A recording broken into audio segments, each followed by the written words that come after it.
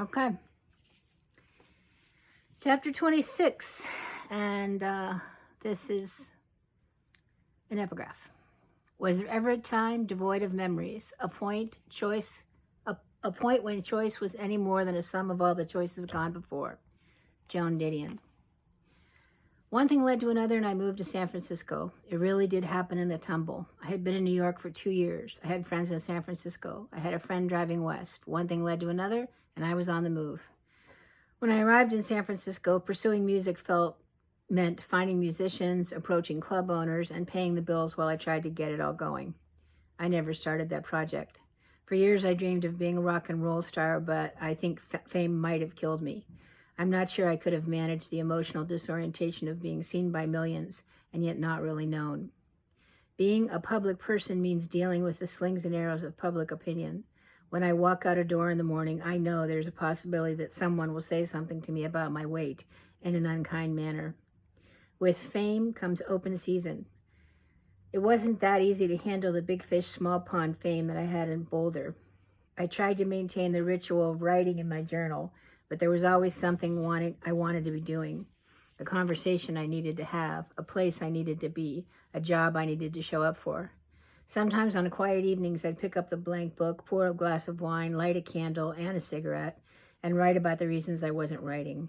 I have a pile of journals filled with writing about why I wasn't writing. Writing, like music, just drifted away. For more than 2 years, I had ignored politics. I only voted in presidential elections, and I skipped the 1984 election in which Reagan's victory seemed inevitable. Local elections were full of ballot measures that made no sense to me. I had a passive interest in the ecology and the no nukes movement. In Boulder, I once joined a group of people who held hands and surrounded Rocky Flats nuclear plant. But for the most part, I was completely disengaged. And then came Bill Clinton. I read an article in a Rolling Stone during Clinton's first days in the White House.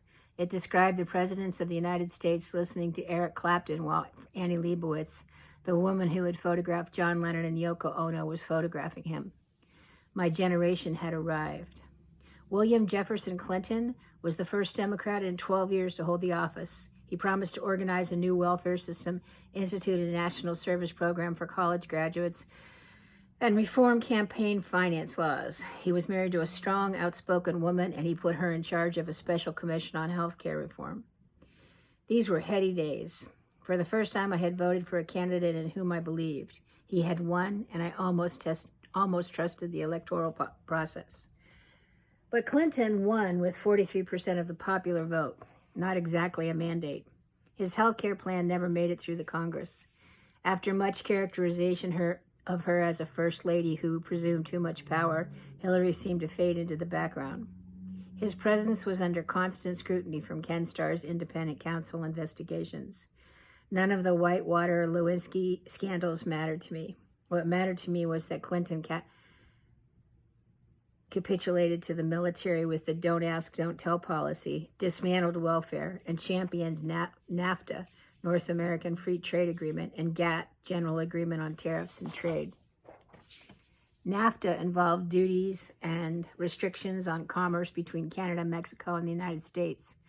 Corporations moved production to Mexico, where the labor force is abundant and not unionized. A few token mandates from minimum wage and working conditions were added to NAFTA later. GATT did the same for 23 other counties and set the stage for the creation of the WTO, World Trade Organization. His administration's economic policies seemed more Republican than Democrat.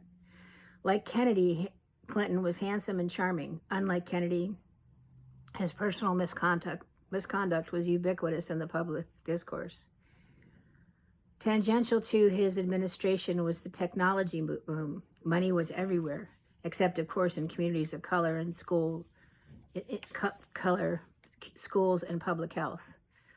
I arrived in San Francisco right after the Loma Prieta earthquake and before the dot-com boom kicked in. The city was wobbly.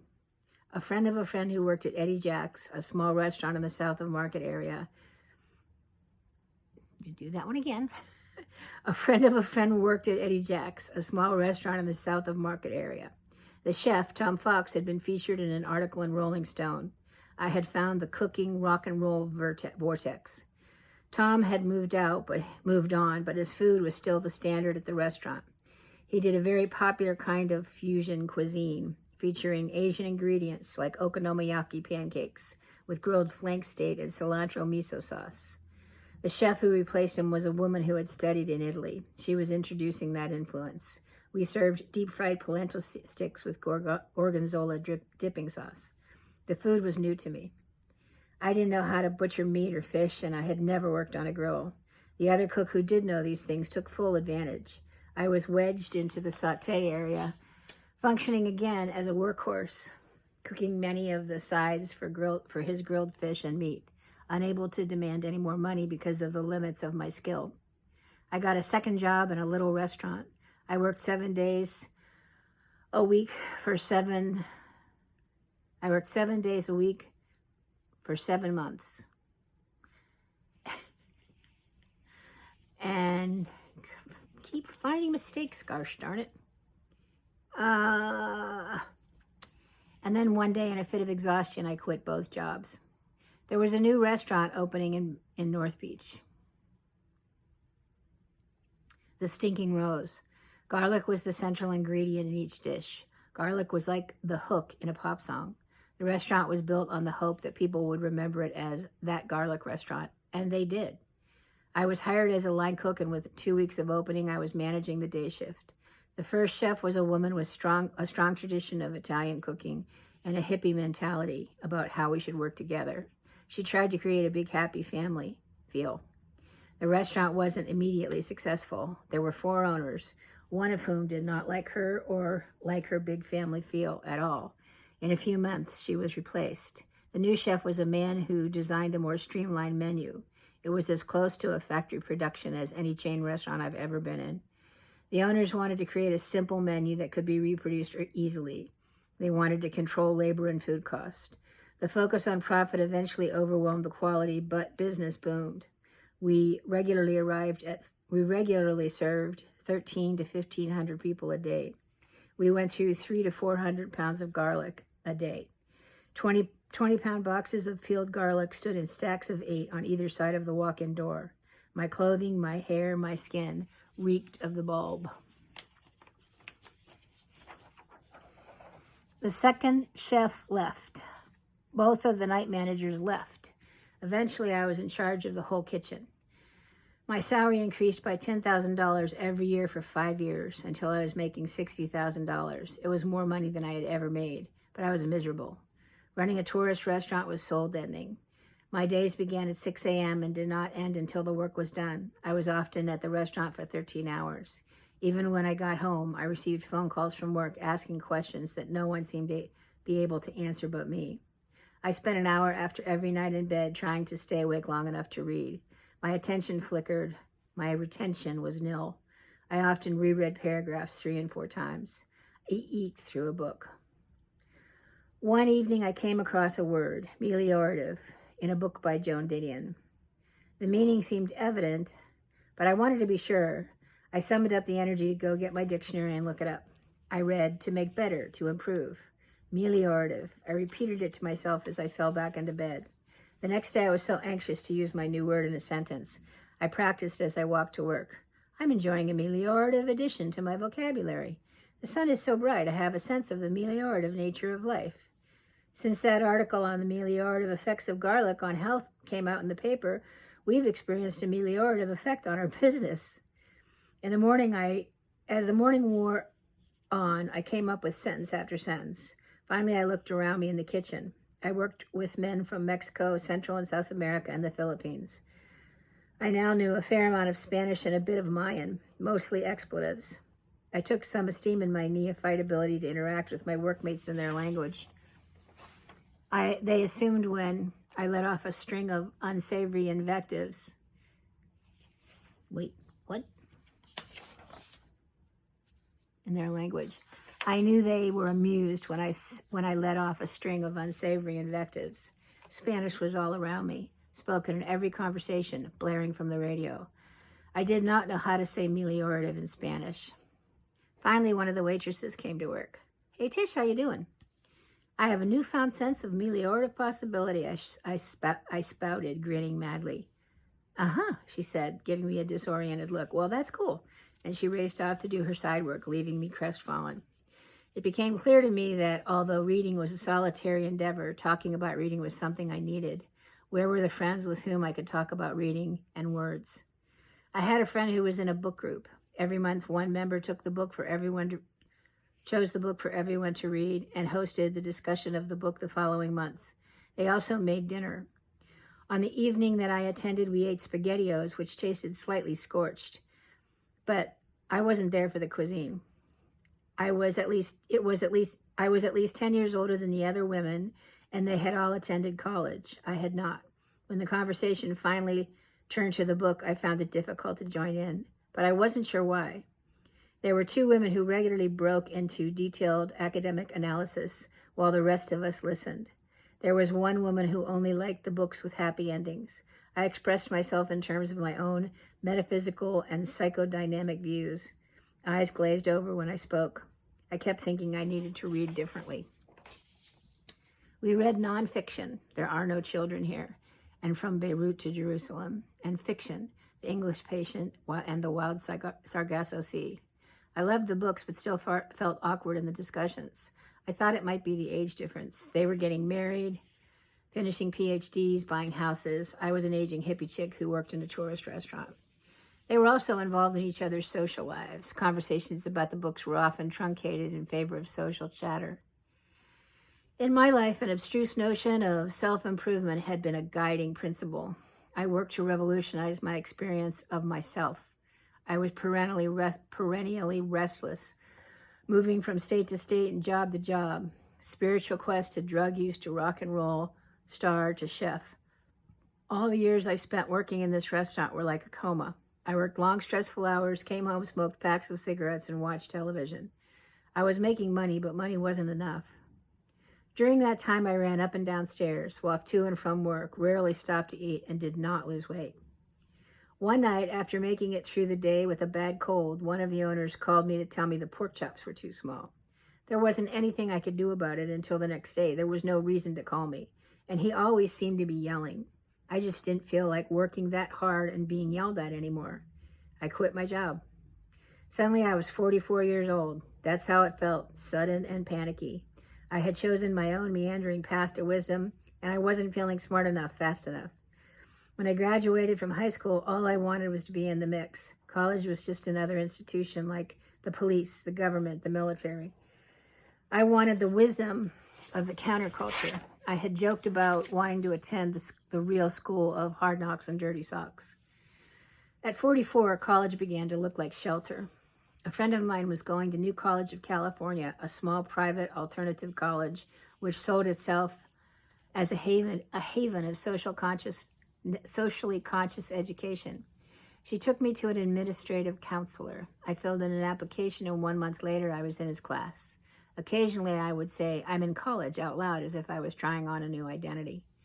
I thought I might study psychology and become a therapist. And I'd take some writing classes just for fun. In the first semester, I took creative writing. The teacher was a local poet. She seemed pathologically unable to finish a sentence. She pushed the notion of first thought, best thought.